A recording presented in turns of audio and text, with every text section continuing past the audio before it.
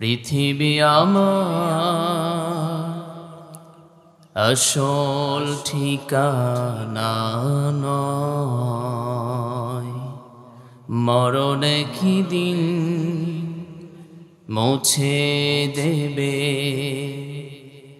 সকল রঙিন পরিচয়। পৃথিবী আমার আসল ঠিকানা নয়, মরণে কি দিন মুছে দেবে সকল রঙিন পরিচয়। পৃথিবী আমার আসল ঠিকানা নয়। আলহামদুলিল্লাহ। সম্মানিত প্রিয় ভাইরা, যে সময় কোরআন নাজিল হয়েছে, কোরআন পৃথিবীতে এসেছে, সেই সময়টা ছিল একটা অন্ধকারচ্ছন্ন একটা যুগ, যাকে আমরা বলি জাহেলি যুগ। অধ্যাপক পি.কে. হিট্রি, ইতিহাসবিদ পি.কে. হিট্রি বলছে এটা একটা হচ্ছে বর্বরতার যুগ। কি যুগ বলেন দেখি? বর্বরতার যুগ। নিজের আপন কন্যা সন্তানকে দাফন করা হয় সাধারণভাবে। কতটা নিষ্ঠুর নির্মম হলে এমন কথা আসতে পারে? সম্মানিত প্রিয় ভাইয়েরা, এমন যুগে আল্লাহ তাআলা এই কিতাব নাজিল করেছেন। কাদের জন্য বলেন না কেন? কাদের জন্য বলেন? আমাদের জন্য। কাদের জন্য? আমাদের জন্য।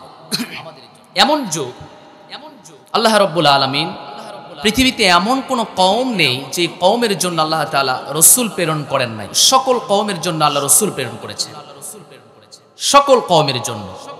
সে কথাই আল্লাহ রাব্বুল আলামিন কোরআনের ভিতরে ফাইন্ড আউট করছেন। আল্লাহ রাব্বুল আলামিন চমৎকার করে বলছেন, সবাই আমার সাথে পড়ুন, ওয়ামা আরসালনা মির রাসূলিন ইল্লা বিলিসানি কওমিহি লিতুবাইয়িনা লাহুম। এমন কোন কিতাব আমি দিয়ে তার কওমগুলোকে পরিশুদ্ধ করি নাই। প্রত্যেকটা কওমের মাঝে আমি নবী দিয়েছি, আমি কিতাব দিয়েছি। মানুষগুলোকে পথ দেখানোর জন্য আমি এই কিতাব দিয়েছি, আপনি পথ দেখাবেন। কিন্তু আল্লাহ রাব্বুল আলামিন বলেন, ঈসা আলাইহিস সালাম থেকে শুরু করে নিয়া মুহাম্মদ সাল্লাল্লাহু আলাইহি ওয়াসাল্লাম পর্যন্ত দীর্ঘ ৫৫০ বছর পর্যন্ত আল্লাহ তাআলা এই ভূমিতে নবী দেন নাই। কয় বছর? শালবনের মানুষ একটু ঝাঁকি দিয়ে বলেন, কয় বছর? কথা কি খুলবেন না আপনারা? মুখ খুলবেন না? হ্যাঁ, আমি ১ ঘন্টা থাকবো, আপনাদেরকে টনক নড়ে দিতে হবে। কারণ আমি এখানে আপনারা এখানে খাচ্ছেন, বসে থেকে অনেক কিছু চাবাতে পারতেছেন। আমি যদি এখানে খাওয়া শুরু করি, খুব ভালো হবে। আপনারা খাওয়া দাওয়া করে যদি সাউন্ড না দেন তাহলে কেমন হয়? দেখতে আপনার চাইতে কি আমি বেশি মোটা? এতগুলো পার্টস পার করে আপনার কানে পৌঁছিয়ে দিচ্ছি, তারপরও আপনার সাউন্ড বের হচ্ছে না। সম্মানিত প্রিয় ভাইরা, একটু সাউন্ড দেওয়া যাবে লাউডলি? দীর্ঘ ৫৫০ বছর পর্যন্ত এই ভূমিতে আল্লাহ রাব্বুল আলামিন কোনো কিতাব দেন নাই, কোনো নবীও পর্যন্ত দেন নাই। কয়শ বছর? ৫৫০ বছর পর্যন্ত কোনো কিতাব নাই। ৫৫০ বছর পর্যন্ত এই ভূমিতে কোনো নবীও নাই। আল্লাহ রাব্বুল আলামিন তার রাসূলকে এমন কিতাব দিয়ে দিলেন যেই যুগে প্রত্যেকটা কওমের জন্য আল্লাহ রাব্বুল আলামিন তার কওমের জন্য কিতাব দিয়েছেন, নবী দিয়েছেন। কিন্তু এমন একটা যুগ যেই যুগে কিতাবও নাই, নবীও নাই। আল্লাহ রাব্বুল আলামিন বলেন, কি এমন যুগ দিলাম শোনো, যেই যুগে নিজের আপন কন্যা সন্তানকে পর্যন্ত তারা দাফন পর্যন্ত করেছে। বাবা হিসেবে যদি কন্যাকে দাফন করা হয়, এর চেয়ে বড় বড় তার যুগ আর কি হতে পারে? জীবন্ত দাফন করে দেওয়া হয়েছে, সাধারণ কোনো বিষয় নয়। নিজের আপন বাবা হয়ে দাঁড়িয়েছে।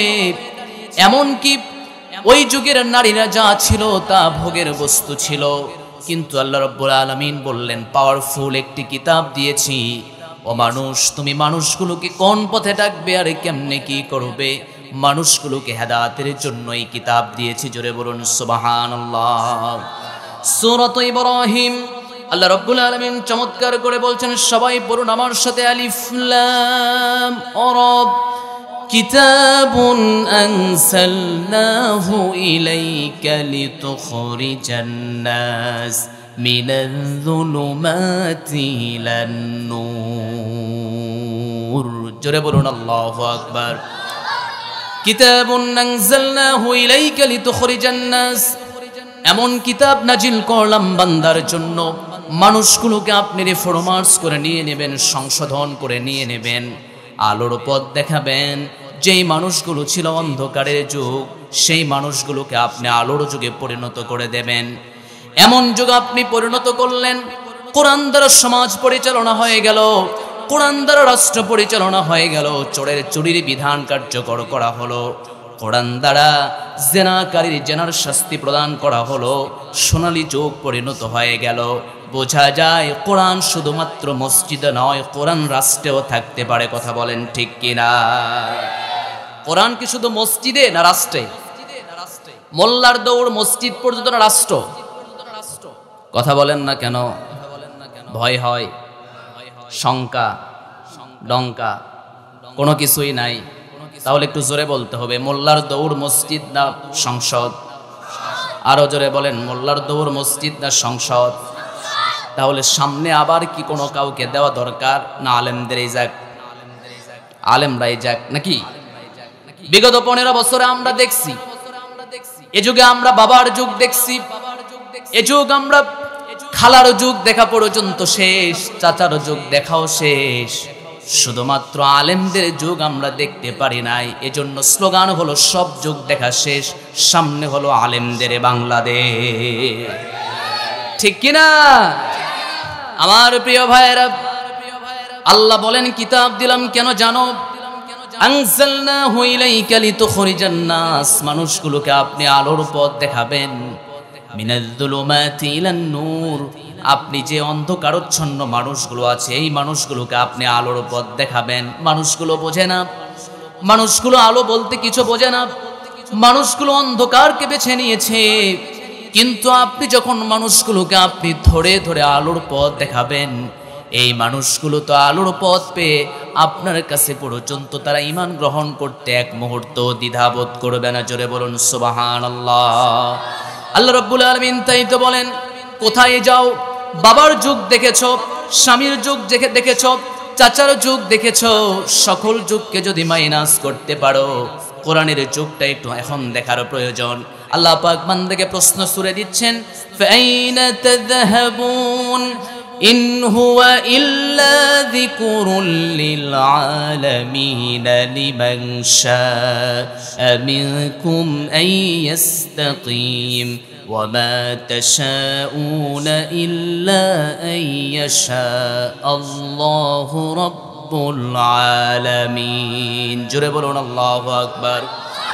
ফাইনা তাযহাবুন, কোন পথে যাও, কোন দিকে যাও? কার্ল মার্কসের কোনো দিক তোমাকে দেখাতে পারে না, মাও সেতুং কোনো দিক তোমাকে দেখাতে পারে না, আলবার্ট আইনস্টাইন তোমাকে কোনো দিক দেখাতে পারে না, একমাত্র কোরআন তোমাকে আলোর পথ দেখাবে। এই আলোর পথে যাওয়ার প্রয়োজন আছে না নাই? একটু আওয়াজ দিয়ে বলেন আছে না নাই? কোরআন আমাদেরকে সব দেবে। কোরআন বলছে রাজনীতি করো কোরআন দিয়ে, যদি সমাজ চালাও কোরআন দিয়ে, যদি চালাও সমাজের প্রত্যেকটা পড়তে পড়তে, তাহলে সোনালী যুগ এমন ভাবে হয়ে যাবে, একাকী একটা নারী বাড়ি থেকে বের হয়ে যাবে, কোনো জন একটা টাচ দেওয়ার মতো কোনো সুযোগও থাকবে না। ঠিক কিনা? কিন্তু আমরা বাবার আজকে ভয়ে আছি, বাড়ি থেকে মেয়েদেরকে বের করে দেওয়া হয়, বারবার ফোন করা হচ্ছে, বা মেয়ে আপনি কোথায় আছেন, বা মা আপনি কোথায় আছেন। বারবার ফোন দেওয়ার কারণটা হলো যুগ জামানা ভালো না। ঠিক কিনা? এমন যুগ আমরা দেখতে চাই না। একাকী জয়প্রহাট থেকে ঢাকাতে বের করে দেও, কোনো জন কোনো কটু কথা বলতে পারবে না। আল্লাহর আইন যদি সমাজে প্রতিষ্ঠিত হয়ে যায়, সমাজের পড়তে পড়তে কোনো নাস্তিক বেঈমান আমার মা বোনদের উপরে উঁচু গলায় কোনো কথা বলতেও পারবে না। ঠিক কিনা? এমন যুগ আমরা দেখতে চাই কি চাই না? আর একটু জোরে কোন? হয় নাই ভাই, আর একটু জোরে বলা লাগবে। এমন যুগ দেখার প্রয়োজন আছে। প্রিয় ভাইয়েরা আমার, আমার সন্তান মদ খেয়ে যাচ্ছে, মাতাল হয়ে যায়। আমি বাবা কোনো কনভার্ট করতে পারি না, ব্যর্থতা কার? বাবার, ঠিক না? ব্যর্থতা হলো বাবার।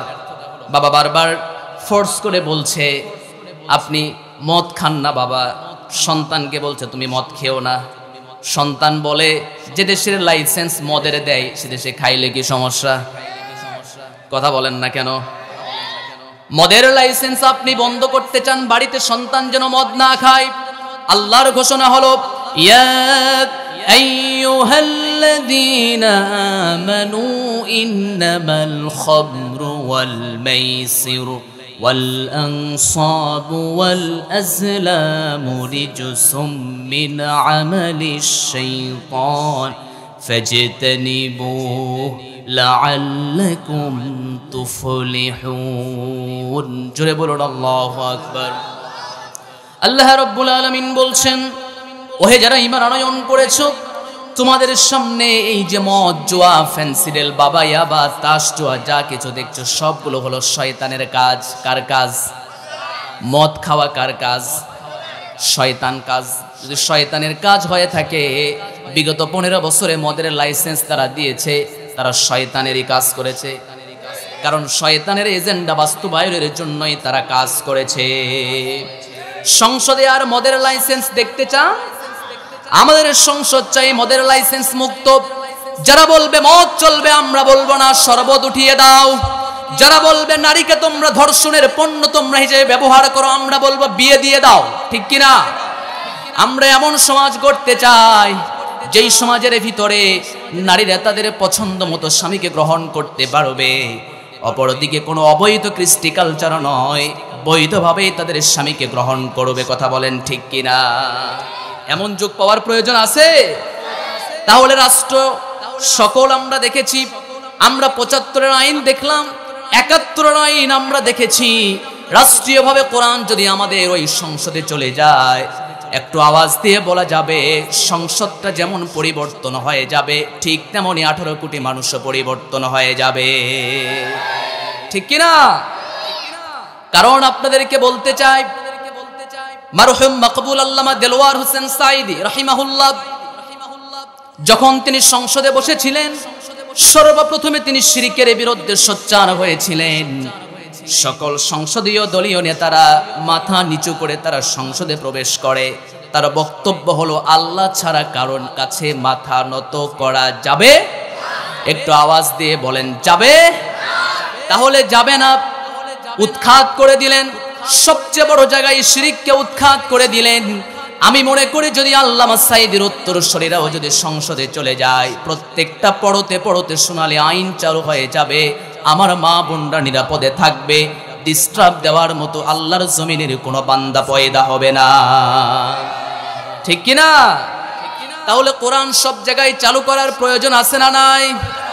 আল্লাহ তাই গোলামকে ডাক দিয়ে বলছেন, ফাইনা তাযহাবুন, কোন পথে যাও, কোন দিকে যাও, কোন আদর্শ লালন করো। যে আদর্শ লালন করলে তোমাকে জাহান্নামের দিকে নিয়ে যায়, এমন আদর্শ তোমার কাছ থেকে আমি চাই না। এমন আদর্শ চাই যে আদর্শ লালন করলে জান্নাতে যাওয়া যায়। ঠিক কিনা? প্রিয় ভাইয়েরা আমার, তাহলে আসুন, প্রাসঙ্গিক আমরা অনেক কিছু বুঝলাম। এই কোরআন যদি কি আপনি মনে করেন হেদায়েতের একটা কিতাব, তাহলে আজকে আমি যে আয়াত বা যে সূরা তেলাওয়াত করেছি, হেদায়েতের জন্য সর্বোচ্চ একটি সূরা অনেকের পরিচিত আছে। মসজিদে ইমাম সাহেব বারবার অনেক সময় এই সূরা তেলাওয়াত করে, নাম হলো সূরাতু কুলহু। ঠিক কিনা? যাকে আমরা বলি ইখলাস। অনেককে জিজ্ঞেস যদি করা হয় ইখলাস সূরা পারেন, বলে পারি না, কিন্তু কুলহু পারি। ঠিক কিনা? তাহলে কি পারে? কুলহু পারে। পারে না কি? ইখলাস পারে না। কথা বোঝা যাচ্ছে? কথা বোঝা যায়? এখানে এমন কোন আল্লাহর বান্দা নাই সূরা ইখলাস আপনি আস্তে আস্তে মুখস্থ করেছেন, অটোমেটিক ভাবে আপনি মসজিদে চলে গিয়েছেন, আল্লাহ কবে আপনার হৃদয়ের ভিতরে প্রবেশ করিয়ে দিয়েছে আপনি নিজেও জানেন না। ইমাম সাহেব পড়ে, আপনি পিছনে থাকেন, ইমাম সাহেব তেলাওয়াত করে, আপনি শুনছেন, অটোমেটিক আপনার হৃদয়ে আপনার চলে এসেছে, মুখস্থ হয়ে গিয়েছে। কারণ আয়াত তো বেশি নয়, আয়াত হলো 4খানা। ঠিক কিনা?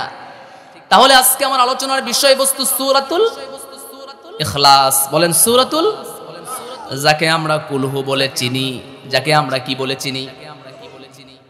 তাহলে বোঝা যায়, একটু আওয়াজ দিয়ে শালবনবাসী একটু আওয়াজ দেন, আয়াত সংখ্যা কত?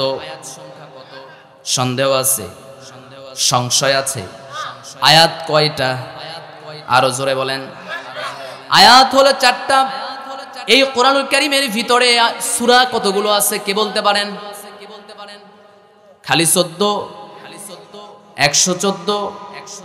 তাহলে ঠিক আছে, 114র ভিতরে এর র্যাঙ্কিং হচ্ছে সিরিয়ালে হলো 112। কত নাম্বার? আরো জোরে বলেন।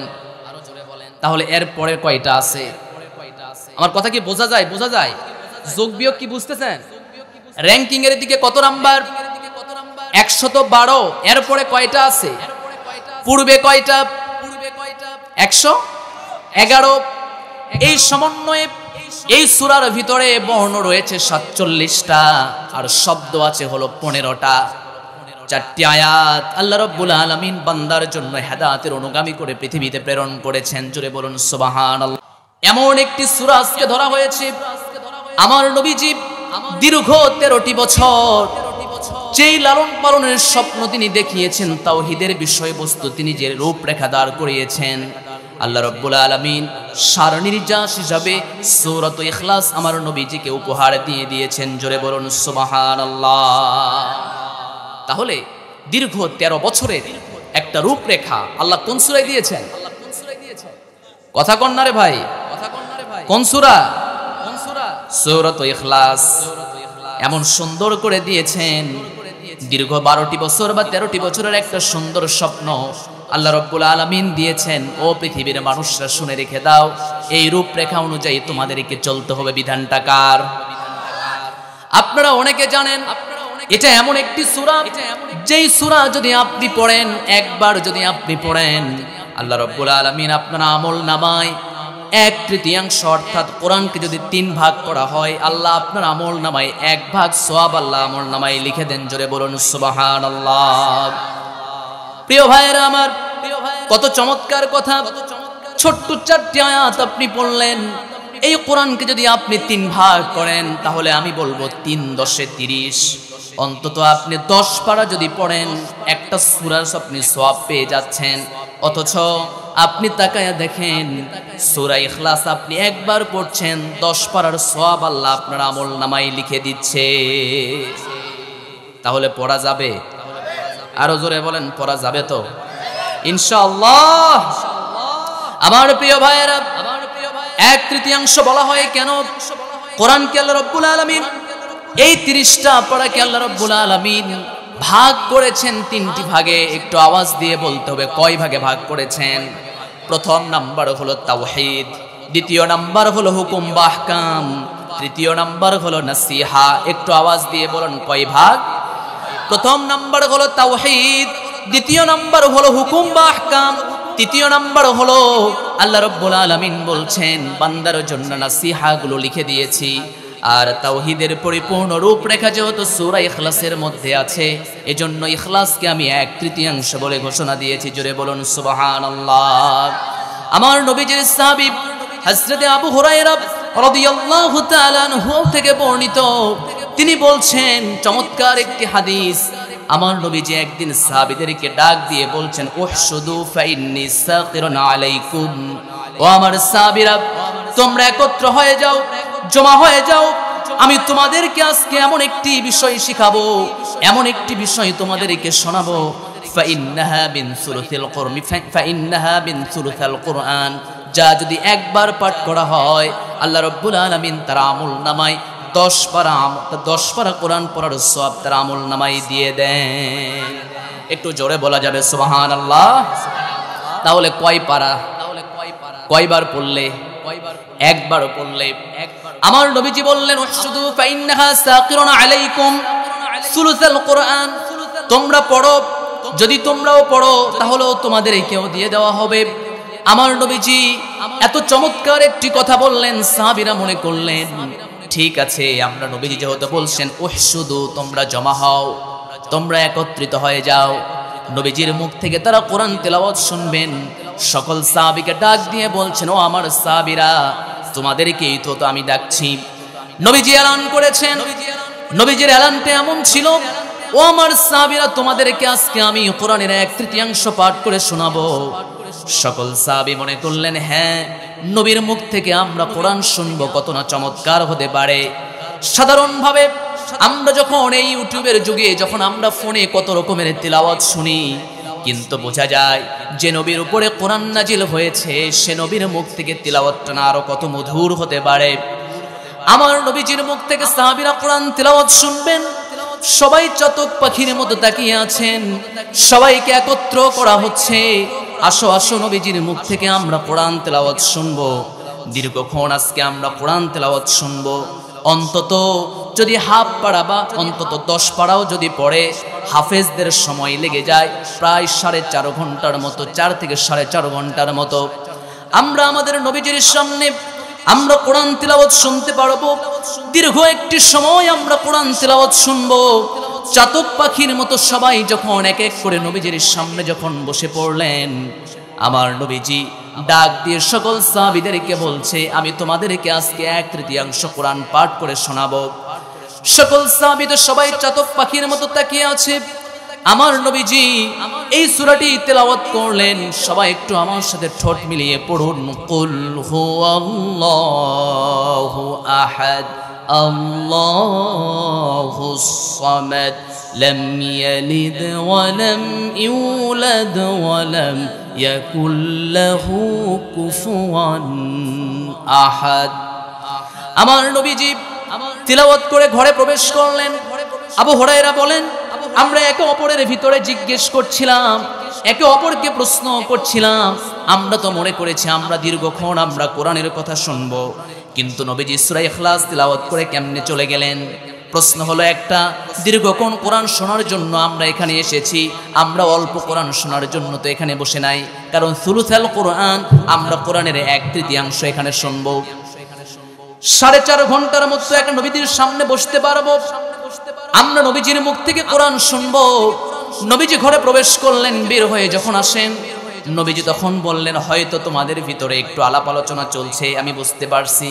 তোমরা জানো, যারা নাকি একবার সূরাতুল ইখলাস পাঠ করে, ইন্নাহা তা'দিলু মিন সুলুসাল কোরআন, আল্লাহ রাব্বুল আলামিন তার আমলনামায় 1/3 পাঠ করার সওয়াব লিখে দেয়। জোরে বলুন সুবহানাল্লাহ। ইন্নাল্লাহা জাজ্জাল কোরআন সালাসাতান, নবীজি বলেন আমি কোরআনকে 3 ভাগে ভাগ করেছি। ফাজআলা কুল হুয়াল্লাহু আহাদ, তার ভিতরে একটা হলো কুল হুয়াল্লাহু আহাদ। যে ব্যক্তি একবার সূরাতুল ইখলাস পাঠ করবে, তার আমলনামায় 10 পারার যে সওয়াব হয়, তার আমলনামায় অটোমেটিক ভাবে রিজার্ভ হয়ে যাবে। জোরে বলুন সুবহানাল্লাহ। আর একটু জোরে বলা যাবে কি সুবহানাল্লাহ? এজন্য বেশি বেশি সূরা ইখলাস পাঠ করার প্রয়োজন। তাওহীদপূর্ণ একটা সূরা।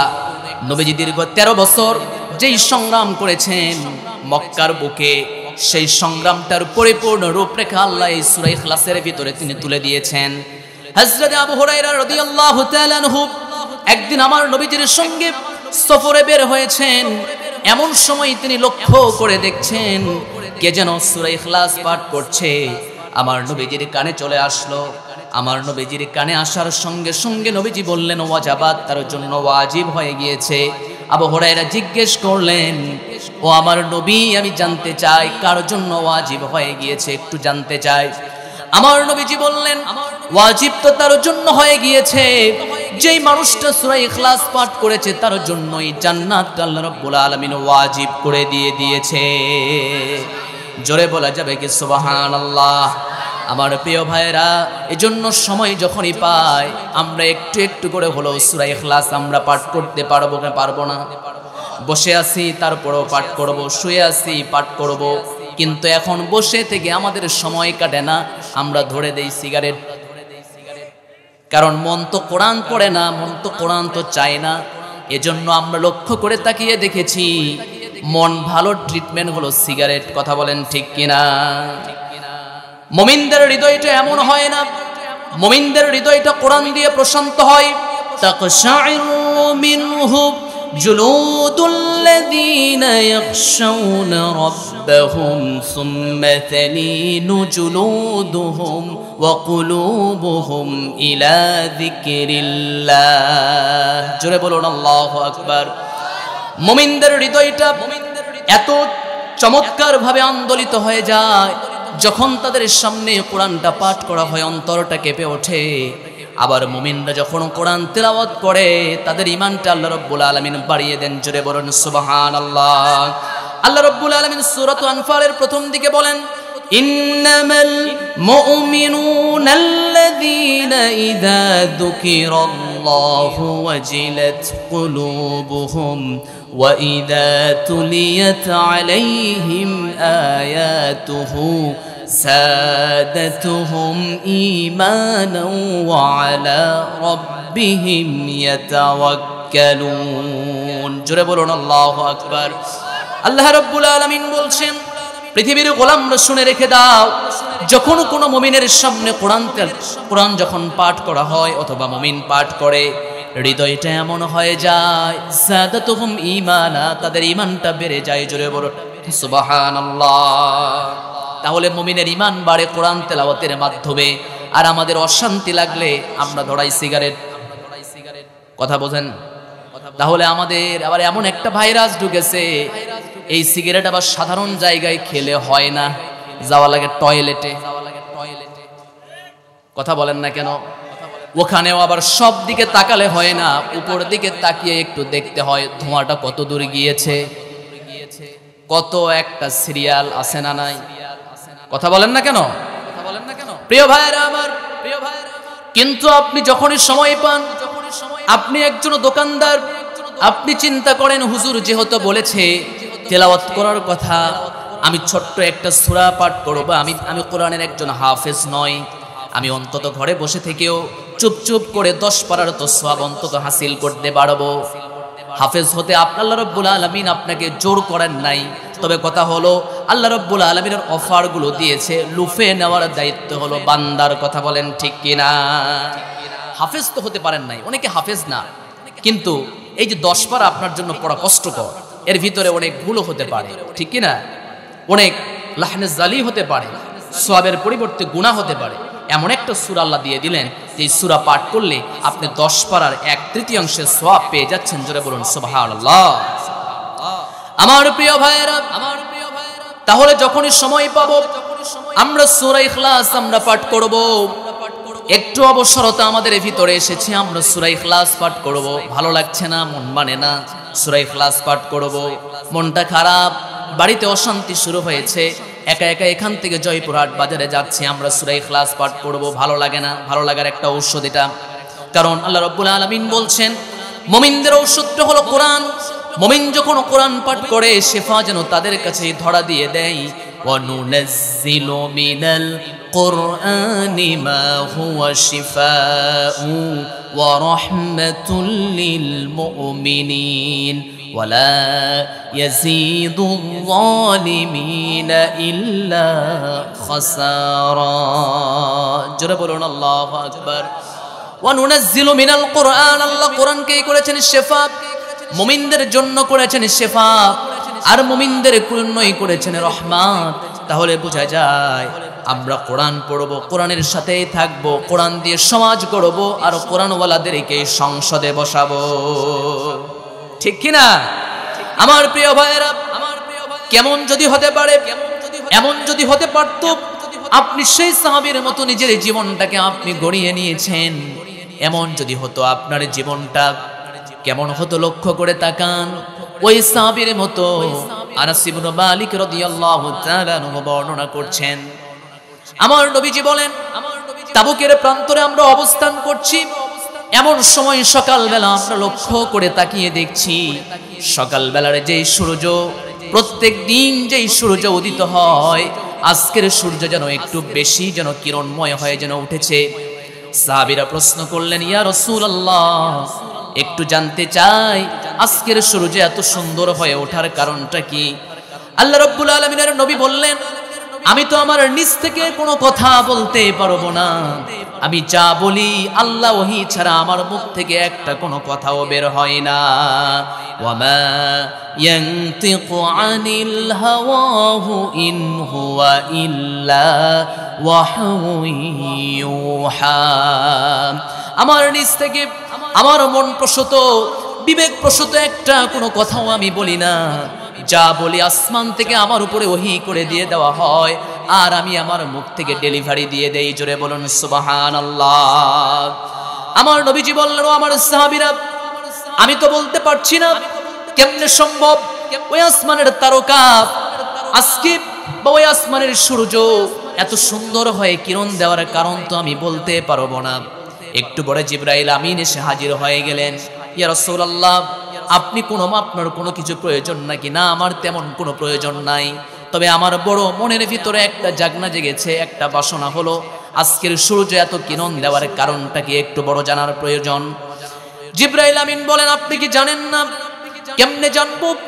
আজকে মদিনার বুকে একটু আগেই আপনার একজন প্রিয় সাহাবী, নাম হলো মুআবিয়া ইবনে মুআবিয়া লাইসা রাদিয়াল্লাহু তাআলা আনহু ইন্তেকাল করেছে। ও আল্লাহর নবীর সাহাবী, ও আল্লাহর নবী, আপনাকে একটা প্রশ্ন করতে চাই, আপনি বলুন আজকের সূর্যটা আপনি কেমন দেখছেন? আমার নবীজি বললেন, বিগত দিনের সূর্য যা দেখেছি এর চেয়েও আজকের সূর্যটা একটু সুন্দর এবং আলোকময় দেখতে পাচ্ছি। আপনার যে সাহাবী ইন্তেকাল করেছে, মুআবিয়া ইবনে মুআবিয়া লাইসি রাদিয়াল্লাহু তাআলা আনহু, এই সাহাবী ইন্তেকাল করার কারণে আল্লাহ রাব্বুল আলামিন আরশে আজিম থেকে ৭০,০০০ ফেরেশতা তার জন্য বরাদ্দ করে দিয়েছেন। জোরে বলুন সুবহানাল্লাহ। আমার নবীজি প্রশ্ন করলেন, কি এমন আমল ছিল? আমার বড় জানার আগ্রহ, কি এমন ভারী আমল করেছেন যার জন্য এত কিছু? এবারে জিবরাইল আমিন বলেন, তেমন কোনো ভারী আমলের জন্য এত ফজিলত নয়, তারপরও একটু বলেন কি এমন আমল ছিল? জিবরাইল আমিন বলেন, আপনার ওই সাহাবী যখনই একটু অবসর সময় পেত, হাঁটাচলা করত, বসে আছে, একটু কোনো জিরিয়ে নিচ্ছে, একটু শুয়ে আছে, যখনই একটু অবসরতা অনুভব করত, আল্লাহর বাণী সূরা ইখলাস তেলাওয়াত করত। আল্লাহ রাব্বুল আলামিন তার আমলটাকে এত পছন্দ করেছেন, যার কারণে আসমান থেকে ৭০,০০০ ফেরেশতা আজকে এই পৃথিবীতে অবতরণ করেছেন। জোরে বলুন সুবহানাল্লাহ। এত বড় একটা সাহাবী, আমি তো জানাজা মিস করতে পারবো না।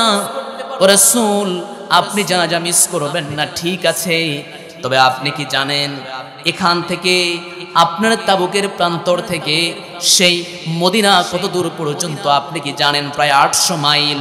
৮০০ মাইল আপনি মুহূর্তের মধ্যে যাবেন কেমনে? এটাও তো একটা প্রশ্ন। জিবরাইল আমিন বললেন, আপনি কি জানাজায় উপস্থিত হতে চান? আমার নবীজি বললেন, হব না কেন? এমন বড় একজন সাহাবী আমার ছিল, যেই সাহাবীর জন্য ৭০,০০০ ফেরেশতা পৃথিবীতে আসে, আমি নবী হিসাবে কেন আমি তার জানাজায় যাব না? জিবরাইল আমিন তার পাখাটাকে একটু আলতো করে ধরলেন, পৃথিবীটাকে সংকীর্ণ করে নিয়ে নিলেন, আস্তে করে তাবুকের সেই প্রান্তর থেকে মদিনায় আমার নবীজি পৌঁছিয়ে গেলেন। আমার নবীজি ইমামতি করলেন, নামাজ আদায় হয়ে গেল। সকল সাহাবী বুঝে নিলেন সাহাবীর মর্যাদা হলো সূরা ইখলাস পাঠ করার জন্য। সুবহানাল্লাহ। সেই ইখলাস পড়ার প্রয়োজন আছে না নাই? আপনার আমারও সম্মান মর্যাদা বাড়িয়ে দেবেন কে? একটু আওয়াজ দিয়ে বলতে হবে, বাড়িয়ে দেবেন কে? হয়তো অনেকে মনে করতে পারেন ইমাম সাহেব সূরা ইখলাস দেয়, এমন অনেক গ্রাম আছে বেশি বেশি সূরা ইখলাস পড়ার কারণে চাকরি পর্যন্ত ইমামের চলে গেছে, ঠিক কিনা? মনে করে ইমাম সাহেব অন্য কোন সূরাই জানে না। আছে না? এমন আছে না? আছে। মনে করে ইমাম সাহেব সূরা ইখলাস ছাড়া অন্য কোনো কিছুই জানে না। আমার নবীজি আয়েশা রাদিয়াল্লাহু তাআলা আনহা থেকে বর্ণিত, বুখারীর বর্ণনা, রাসূল সাল্লাল্লাহু আলাইহি ওয়াসাল্লাম চমৎকার করে বলছেন, আমি একবার ছোট্ট একটা কওমকে বা গোষ্ঠীকে তাদের একজন সেনাপতি করে আমি প্রেরণ করলাম, কিন্তু প্রেরণ করার পরে যতগুলো সাহাবী সবাই যখন তার নেতৃত্বে চলে গেল দূরে, কিন্তু সেনাপতির একটাই অভিযোগ, সকলেই সেনাপতির বিরুদ্ধে। সেনাপতি প্রথম রাকাতে যা দেয় দ্বিতীয় রাকাতে সূরা ইখলাস দেয়। আমাদের এলাকায় হলে ইমামতি থাকতো না চলে যেত? কথা বলেন না কেন? ইমাম সাহেব কাজ তো পাও না, কোরআনের এতগুলো সূরা থাকতে আর কোনো কাজ নাই, শুধু এটাই পড়ো না? প্রিয় ভাইয়েরা আমার, ইমাম সাহেবের প্রতি তারপরও সাহাবীদের একটা বিরক্ত ভাব আসছে, আরে আমরা শুনবো কোরআনের অন্য অন্য আয়াত শুনবো, আর আপনি আসে প্রথম রাকাতে যা দেন, দ্বিতীয় রাকাতে সূরা ইখলাস দেন, কেমন দেখায়? আমার নবীজির কাছে এসে তার অভিযান থেকে আসার পর আমার নবীজিকে প্রশ্ন করছেন, হে আল্লাহর রাসূল, এমন একটা সেনাপতিকে আপনি পাঠিয়ে দিলেন যেই সেনাপতি প্রথম রাকাতে যা পড়ে দ্বিতীয় রাকাতে সূরা ইখলাস পাঠ করে, এমন সেনাপতি আপনি পাঠিয়ে দিলেন। আমার নবীজি বললেন, তেলাওয়াত কি আমি করছি না যে করছে তারা জিগাও, ঠিক কি না? কারণ যে বলছে তারা জিজ্ঞেস করলে আর হাকিকত তো বলতে পারবে, ঠিক কি না? আমার নবীজি সাহাবীদেরকে বললেন, তোমরা যেই সাহাবীর পেছনে সেনাপতির নিযুক্ত আমি তাকে করে দিয়েছি, আর তার পেছনে তোমরা নামাজ পড়েছো, তাকে তোমরা জিজ্ঞেস করো। আমার নবীজির কথা মোতাবেক সাহাবীর কাছে গিয়ে জিজ্ঞেস করা হলো, আমার সাহাবী, আল্লাহর নবী পাঠিয়ে দিয়েছে, আমাদের একটা প্রশ্ন ছিল, অভিযানে বের হওয়ার সময় সব সময় আপনি আমরা দেখেছি সব সময় সূরা ইখলাস পাঠ করতেন, কারণটা কি? এবার সাহাবী জবাব দেয়, আমি এই সূরাটাকে কেন এত বেশি পড়ে জানেন? হ্যাঁ আপনি বলতে পারেন। আমার নবীজির সাহাবী বললেন, লিআন্নাহা সিফাতুর রহমান, এটা এমন একটা সূরা রহমানের গুণাবলী দিয়ে ভরপুর হলো এই সূরা, এজন্য আমি তেলাওয়াত করি। ফানা উহিব্বু, এই সূরাকে আমি ভালোবাসি। ওয়া আনা আকরা বিহা, এজন্যই তো আমি তেলাওয়াত করি। সাহাবীরা আমার নবীজির দরবারে চলে আসলেন, এসে বলছেন, ইয়া রাসূলুল্লাহ, আপনার সাহাবীকে প্রশ্ন করেছি, তিনটা উত্তর দিয়েছে। এক নম্বর বলেছে লিআন্নাহা সিফাতুর রহমান, এই সূরা হলো সিফাত দিয়ে বর্ণনা, আল্লাহর গুণাবলী দিয়ে ভরপুর। ফানা উহিব্বু, এই সূরাকে আমি ভালোবাসি, এজন্য সে নাকি পড়ে। ওয়া আনা আকরা বিহা, এজন্যই সে তেলাওয়াত করে। আমার নবীজি বললেন, ঠিক আছে, তুমিও তাকে সংবাদ দিয়ে দাও, ফাখবিরুহু আন্নাল্লাহা ইউহিব্বুহু, যে সূরাকে ভালোবেসেছে আল্লাহ তাকেই ভালোবেসেছেন। জোরে বলুন সুবহানাল্লাহ। তাহলে ভালোবাসা যাবে? আরো জোরে বলুন, ভালোবাসা যাবে। তাহলে ভালোবাসতে হবে কোরআনকে, এই সূরাকে। বসে আছেন, কাজে লাগান, সময় পাচ্ছেন না, কানে ইয়ারফোন লাগিয়ে গান শুনছেন, অথচ আল্লাহর কোরআন শোনা যায়। আপনি মনে করছেন এই দুনিয়ার জীবনটা আপনার জন্য বড় স্বাচ্ছন্দ্যময় একটি জীবন, কিন্তু এমন একটা সময় আসবে পৃথিবীতে আসার জন্য বারবার আকুতি আপনি জানাবেন, কিন্তু কোনো সুযোগ আপনার জন্য হবে না। আল্লাহ রাব্বুল আলামিন সেদিনের কথাই বলছেন, বান্দাগুলো যখন একটা একটা করে আল্লাহর কাছে বলবে, আল্লাহ কত কিতাব তোমার সামনে মানুষগুলো পেশ করেছে, মুখগুলো আমরা বিমুখ করে চলে গিয়েছি। আল্লাহ রাব্বুল আলামিন বলবেন, আজকে কেন কি করতে চাও একটু বলো। রব্বানা আখিরনা ইলা আজালিন করিম, ও আল্লাহ আমাদেরকে একটা অবকাশ দাও। আল্লাহ বলবে, কেমনে অবকাশ দিব? আলাম ইয়াতিকুম রাসূলুম মিনকুম ইয়াতলু আলাইকুম আয়াতি রাব্বিকুম ওয়া ইউনযিরুনাকুম লিকাআ ইয়াউমিকুম হাদা, তোমাদের সামনে কি কোনো কিতাব আসে নাই? হ্যাঁ হ্যাঁ, তোমাদের সামনে রাসূল দিয়েছি, তোমাদের সামনে কিতাব দিয়েছি। কিতাব দেওয়ার পরে, রাসূল দেওয়ার পরে তোমরা কেন আজকে আমার কাছে অবকাশ চাও? ইয়া লাইতানি কুনতু তুরাবা, কিতাব দিলাম, সব দিলাম, কিন্তু আফসোস কেন করো? বান্দা বলবে, হিসাব নিকাশের জন্য আফসোস করি। ও আল্লাহ, কিতাব দেখেছি, বাড়িতে ঝুলিয়ে রেখেছি, কিতাব দেখেছি, মসজিদের মিনারে, মসজিদের তাকে দেখেছি, কিতাব দেখেছি, মাদ্রাসার তাকে দেখেছি, কিন্তু কোনোদিন কোরআনটাকে বুকে নিয়ে একদিনও পর্যন্ত স্পর্শ করতে পারি নাই। আলাম ইয়াতিকুম রাসূলুম মিনকুম, রাসূল তো পাঠিয়ে দিয়েছিলাম, কি করেছো? কথা আছে না, প্রশ্ন আছে না? আমরা বলবো, আল্লাহ আমরা তো রাসূল দেখি নাই। আল্লাহ রাব্বুল আলামিন বলবেন, ডিরেকশন দেওয়ার মতো তোমাদের জন্য কিতাব দিয়েছিলাম, যেই কিতাব অনুযায়ী যদি নিজের জীবনটা পরিচালনা করতে, এর চাইতে জীবন সুন্দর আর পৃথিবীতে কিছু হতো না। কোরআনকে মানার কারণে সন্ত্রাস, রাহাজানি কি না ছিল না হযরত ওমরের যুগে। হযরত ওমর ফারুক রাদিয়াল্লাহু তাআলা আনহু কোরআন মানার কারণে, যে ওমর একজন মক্কার বুকে শীর্ষ সন্ত্রাসী ছিল, সেই অমর কোরআন মানার কারণে এমন একটা জায়গায় পরিণত হয়ে গিয়েছে যার নামের শেষে বলতে হয় রাদিয়াল্লাহু আনহুম ওয়া রাদওয়ান। এমন পছন্দ করেছেন, এমন পছন্দ হয়েছে, লাউ কানা নাবিয়্যাম বাদি লাকানা উমর। আমার নবীজি বলছেন আমার উপরে যদি কেউ নবী হয়ে যেত, সেই নবী হয়ে যেত ওমরে ফারুক রাদিয়াল্লাহু তাআলা আনহু। সুবহানাল্লাহ। প্রিয় ভাইরা আমার, তাহলে কোরআনকে যদি আমরা হৃদয়ে আঙ্গম করে ধরতে পারি, আমরা মজবুত করে যদি আমরা ধরতে পারি, লাভ হবে না লস হবে? একটু জোরে বলা যাবে, লাভ হবে না লস হবে? কিন্তু কোরআনকে আপনার হৃদয়ে আঙ্গম করে ধরবেন, এটা ঠিক আছে। এই কোরআন শুধুমাত্র আমরা চাই ৫৬,০০০ ভূখণ্ডের কালেমার পতাকা উড়ুক, এটা কি আপনারা চান না? কথা বলেন না কেন, চান না? এই কোরআন দিয়ে সংসদ চলুক, এটা কি আপনারা চান না? কোন সেকুলার, কোন বামপন্থী, কোন নব্য যারা ফেরাউন তৈরি হবে, আমরা জিহ্বা টেনে ছিঁড়ে ফেলে দিব মুসলমান, ঠিক কিনা? কোন বাতিলের জন্য সামনে আর এক মুহূর্ত আমরা জায়গা করে দিতে রাজি নয়, রাজি না। কারা কারা রাজি আছেন দুই হাত তুলে একটু আল্লাহকে দেখায় দেন।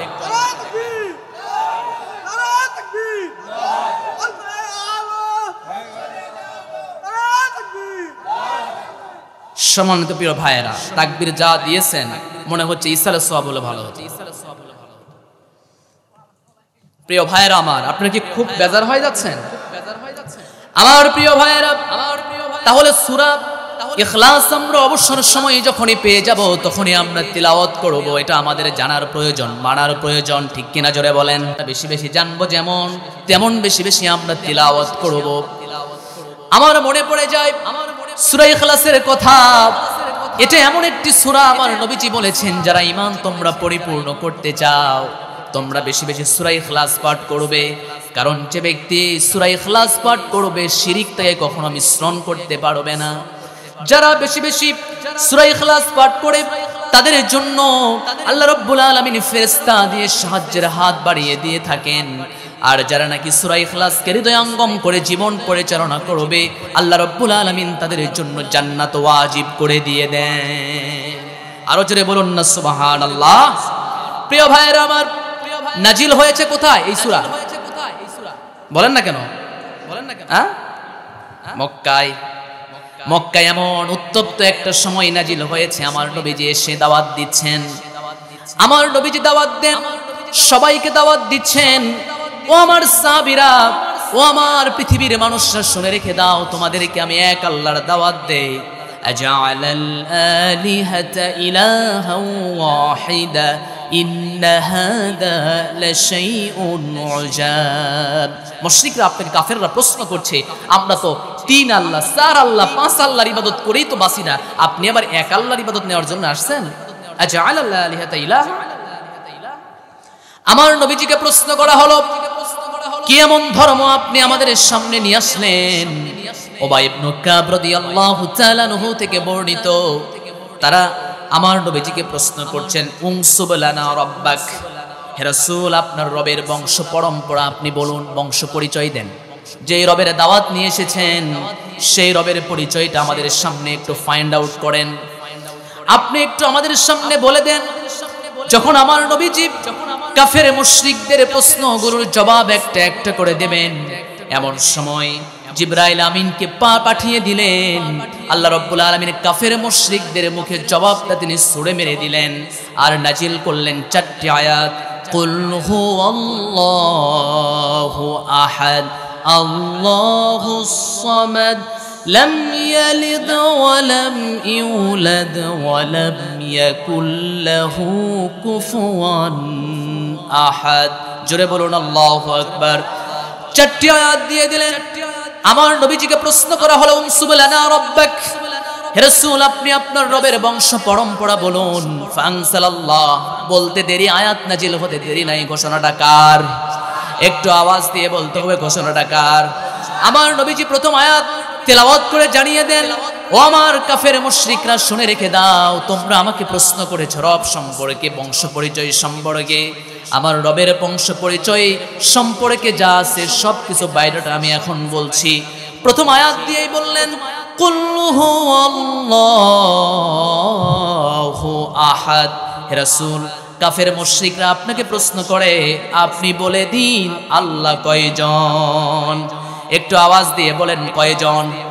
আরো জোরে বলতে হবে কয়জন?